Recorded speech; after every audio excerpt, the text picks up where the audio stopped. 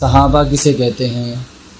جو اللہ تعالیٰ کی توحید اور کمالات کے بارے میں جانتے ہیں۔ ہم جب کتاب پڑھتے ہیں تو ہمیں پوری طرح سے صاف سے کوئی بتا نہیں سکتا ہے کہ اس کا مطلب کیا ہے، کیونکہ معلم کے بغیر آپ کتاب پڑھ لیں گے تو سمجھ نہیں آئے گا آپ کو۔ آپ طالب علم ہیں اگر، اور معلم کے بنا بغیر آپ کسی استاد کے کسی ٹیچر کے آپ پڑھنا چاہ رہے تو ایسا ہرگز نہیں ہوگا۔ کچھ الفاظ اس کے سمجھ آ جائیں گے، لیکن ظاہری الفاظ یا باطنی الفاظ وہ استاد کے بغیر آپ نہیں سمجھ سکیں گے۔ وَلِمَنْ خَافَ مَقَامَ رَبِّهِ جَنَّتَانِ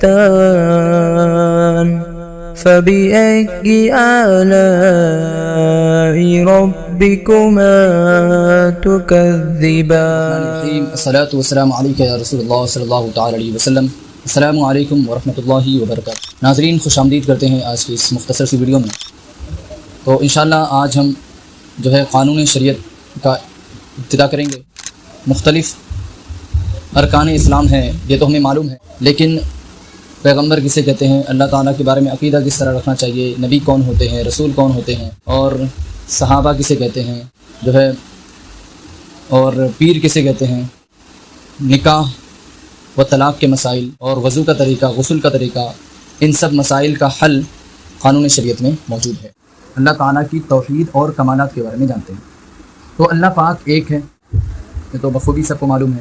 پاک اور بے مثل ہے، بے عیب ہے، بے مثل بھی ہے اور بے عیب، یعنی اس کے طرح کوئی نہیں ہے اور اس میں کوئی عیب نہیں ہے، برائی کوئی نہیں ہے۔ ہر کمال و خوبی کا جامع ہے، کوئی کسی بات میں اس کا شریک نہ برابر نہ اس سے بڑھ کر، وہ اپنی صفات کمالیہ کے ہمیشہ سے ہے اور ہمیشہ رہے گا۔ ہمیشگی صرف اسی کی ذات اور صفات کے لیے ہے۔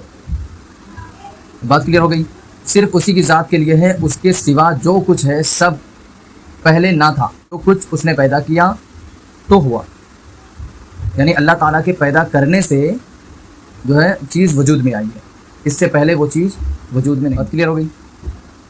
وہ اپنے آپ میں آپ ہے، اس کو کسی نے پیدا نہیں کیا، یعنی اللہ تعالیٰ کو کسی نے پیدا نہیں کیا، بلکہ وہ ہر چیز پیدا کی، اس نے ہر چیز پیدا کی ہے، اسے کسی نے پیدا نہیں۔ نہ وہ کسی کا باپ ہے، نہ وہ کسی کا بھائی ہے، نہ کوئی اس کا باپ، نہ وہ کسی کا باپ ہے، نہ کوئی اس کا باپ ہے، نہ کوئی اس کا بیٹا ہے، بلکہ سورہ اخلاص میں آیا ہے لم یلد ولم یولد، نہ وہ کسی کی اولاد ہے نہ اس کا کوئی اولاد ہے، نہ کسی کا بیٹا، نہ اس کی کوئی بیوی، نہ کوئی رشتہ دار، سب سے بے نیاز ہے، وہ کسی بات میں کسی کا محتاج نہیں، کسی بھی بات میں کسی دوسرے کا محتاج نہیں ہے۔ آگے بڑھتے ہیں، اور سب اس کے محتاج ہیں، اور کیا سب اس کے محتاج ہیں، یعنی بلکہ قرآن میں تو ہم نے پڑھا ہے کہ یا ایھا الناس انتم الفقراء الی اللہ، کہ اے انسانوں تم سب جو ہے نا اللہ کے فقیر ہو، یعنی محتاج۔ مارنا جلانا اسی کے اختیار میں ہے، اور سب کا مالک وہی ہے، جو چاہے کرے، وہ جو چاہے کرے، اس کے لیے کوئی روک نہیں، اس کے حکم میں کوئی دم نہیں مار سکتا، کہ نہ چاہنے سے ذرہ بھی ہل نہیں سکتا، وہ ہر کھلی چھپی چیز دیکھ سکتا ہے، ہر دھیمی اور کڑی آواز سن سکتا ہے، سب اس کے بندے ہیں، وہ اپنے بندوں پر ماں باپ سے زیادہ مہربان، رحم کرنے والا ہے، گناہ بخشنے والا ہے، توبہ قبول فرمانے والا ہے، اس کی پکڑ نہایت سخت ہے، کہ چھڑائے کوئی چھوٹ نہیں سکتا، یعنی بندہ چاہے گا تو چھوٹ نہیں سکتا، اس کے بغیر چھڑائے، اس کی سخت پکڑ جو رہتی ہے وہ سخت رہتی ہے، اس کے بغیر چھڑائے جو ہے نا چھوٹ نہیں سکتے آپ، حشر کے دن ہوگا۔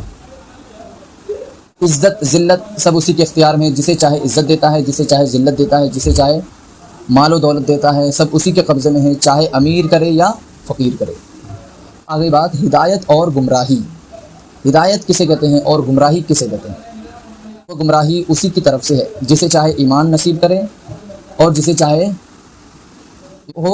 چاہے کفر میں مبتلا ہو، وہ جو کرتا ہے اس میں حکمت انصاف ہے، مسلمانوں کو جنت عطا فرمائے گا، کافروں پر دوزخ میں عذاب کرے گا، حکمت ہے، بندوں کی سمجھ آئے یا نہ آئے وہ کمال و خوبی والا ہے، جھوٹ دغا خیانت ظلم و جہل ہر عیب سے پاک ہے۔ وہ ہو گیا اللہ تعالیٰ کی طرف سے گمراہی ہوتی ہے، اللہ تعالیٰ کی طرف سے ہدایت ہوتی ہے۔ یہ بات کلیئر ہو گئی؟ کچھ بھائی جو ہے نا وہ نعت کی خواہش ظاہر کر رہے تھے کمنٹ کے ذریعے، تو انشاءاللہ ہم اگلی ویڈیو میں جو ہے آپ کی فرمائش والی نعت انشاءاللہ ہم پڑھ کے سنائیں گے، بلکہ حدیث میں آیا ہے طلب العلم فریضۃ علی کل مسلم و مسلمہ، کہ علم دین کا حاصل کرنا ہر مسلمان مرد ہو یا عورت ہو سب پر فرض ہے۔ تو یہ علم دین ہے، چونکہ ہم جب کتاب پڑھتے ہیں تو ہمیں پوری طرح سے صاف سے کوئی بتا نہیں سکتا ہے کہ اس کا مطلب کیا ہے، کیونکہ معلم کے بغیر آپ کتاب پڑھ لیں گے تو سمجھ نہیں آئے گا آپ کو۔ آپ طالب علم ہیں اگر، اور معلم کے بنا بغیر آپ کسی استاد کے کسی ٹیچر کے آپ پڑھنا چاہ رہے ہیں، ایسا ہرگز نہیں ہوگا۔ کچھ الفاظ اس کے سمجھ آ جائیں گے، لیکن ظاہری الفاظ یا باطنی الفاظ وہ استاد کے بغیر آپ نہیں سمجھ سکیں گے۔ اللہ تعالیٰ ہمیں سننے اور سمجھنے کی توفیق عطا فرمائے، اور انشاءاللہ آپ کی فرمائش اگلے ویڈیو میں پوری کی جائے گی۔